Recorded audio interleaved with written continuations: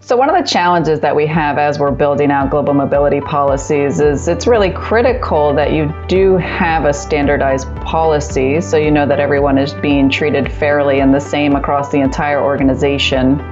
But then you're faced with regional variations and differences that crop up because not all the world is created equal, and you do need to provide differentiated support based on where people are moving to and from. It is very crucial because we can have a lot of great talents and we want to grow them. Or for example, they need to really develop the other people in other countries. However, if we don't have the budget to send someone to work in the other country, then this is an issue. And this is a restriction because we're limiting our talents. That's why budgeting and forecasting the transferee are very important at every stage. Global mobility policies should always be connected to the talent management policy of an organization, and it always helps to it always helps to have a clear-cut objective in place for any assignment, so that the employees are aware of what needs to be achieved when they are deployed on a particular assignment, and they are fully aware of the objectives. And when a talent management policy is linked to the global mobility policy, I think the talent management techniques can be deployed to ensure right talent has been deployed to a particular job overseas, and if that happens, if the job matches the talent and the skill sets of a particular employee, it is a recipe for success. It is a recipe for achieving the business objectives.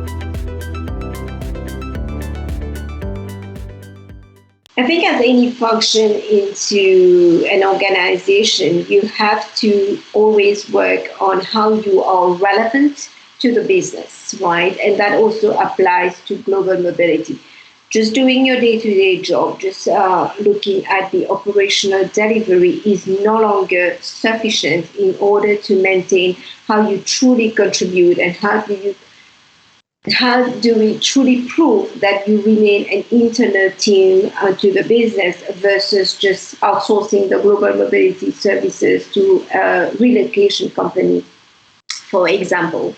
So part of that is to remain abreast of all the external changes that's happening and directly impacting global mobility. So what's happening in the field of immigration, in Europe, we are talking about the green passport. Oh, what does that mean for my employees? How does that push the mobile talent forward? Or how can I help the employees in order for them to go and visit their family during their home leave, which they have not been able to do so in the past 18 months. We also look at what are the changes that is happening into the external world and impacting directly to the business, right? One of the things that has happened during COVID-19 is remote work.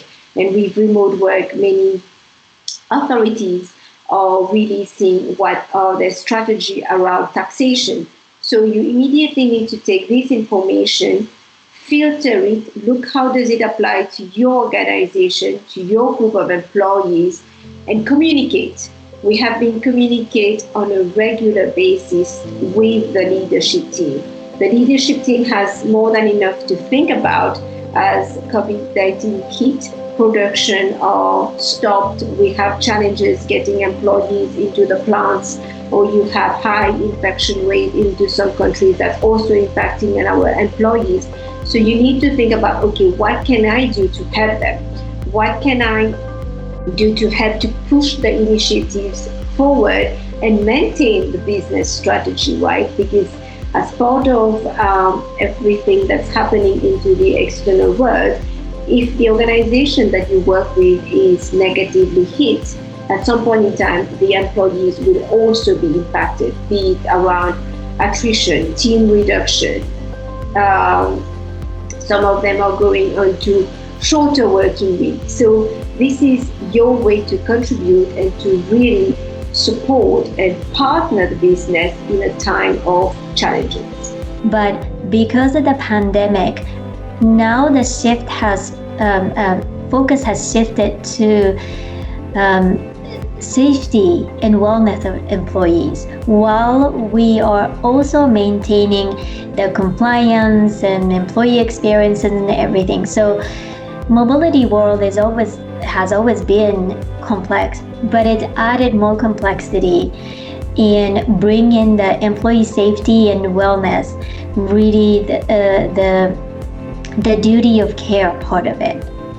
So going forward, the skill sets, additional skill sets that's required for a mobility professional will be around taking care of employees' needs, not just executing, and empathy. Empathy is going to be a lot more focused, balanced with all the other skill sets that you're required. So I think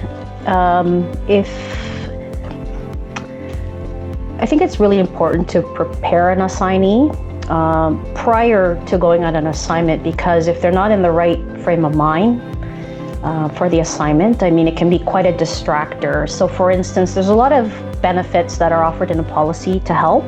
I think first, they're always going to be concerned primarily about their personal situation, whether it's where they're going to live or where their children are going to go to school. So offering something like a home search or a look-see trip will help them to find their initial bearings in that location, and get them prepped for, when they land in country. You need to, when you're choosing personnel for the global mobility team, you need to also choose people who are international and who understand the international part of the business. Where we help, and as a global mobility team, and where the global mobility team can help, is practically educate other parts of the business on these topics, and this is precisely our role. Put things into perspective, making sure that all the numbers, figures, new regulations are then made understandable for anyone we're talking to, and that we are sort of then talking to them at an eye level.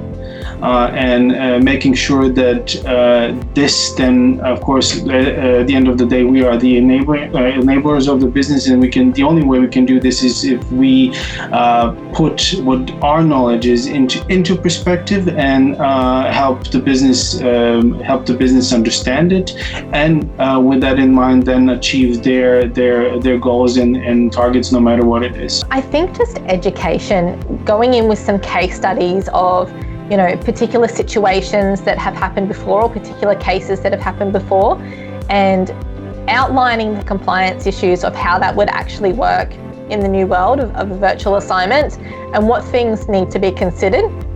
And rather than sort of going into the business and telling them how it should be done, really sort of giving the case study to them and talking them through it so that they're understanding it and sort of coming up with some of the things themselves.